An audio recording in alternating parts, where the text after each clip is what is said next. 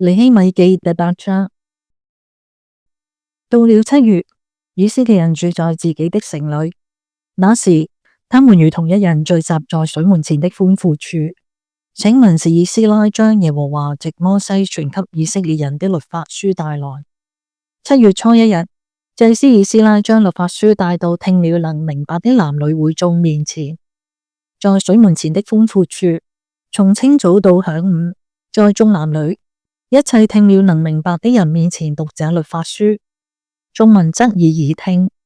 文士以斯拉站在為這事特備的木台上，馬他提雅、示瑪、亞乃雅、烏利亞、希勒家和瑪西雅站在他的右邊，皮大雅、米沙利、瑪基雅、哈順、哈特大雅、撒加利亞和米舒蘭站在他的左邊。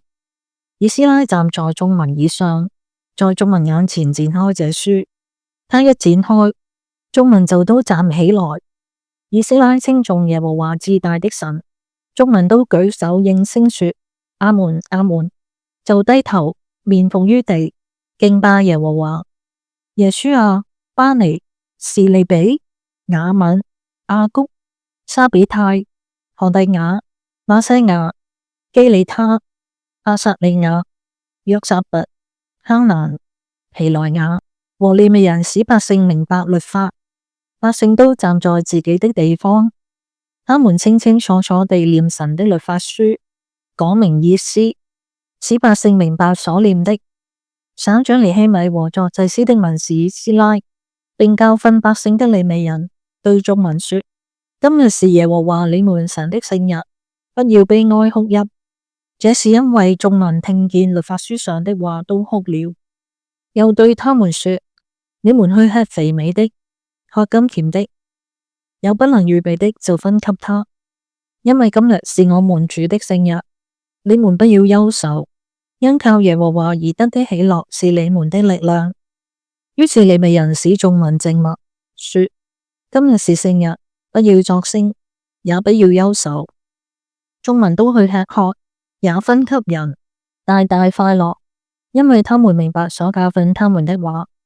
次日，眾民的族長、祭司和利未人都聚集到文士以斯拉那裏，要留心聽律法上的話。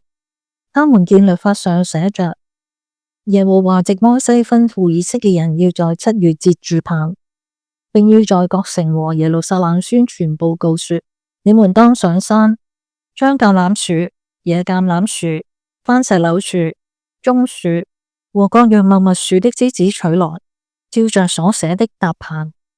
於是百姓出去，取了樹枝來，各人在自己的房頂上，或院內，或神殿的院內，或水門的寬闊處，或以法蓮門的寬闊處搭棚。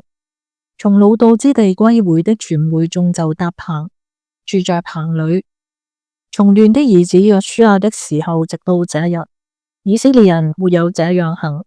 於是眾人大大喜樂。從頭一天直到末一天，以斯拉每日念神的律法書。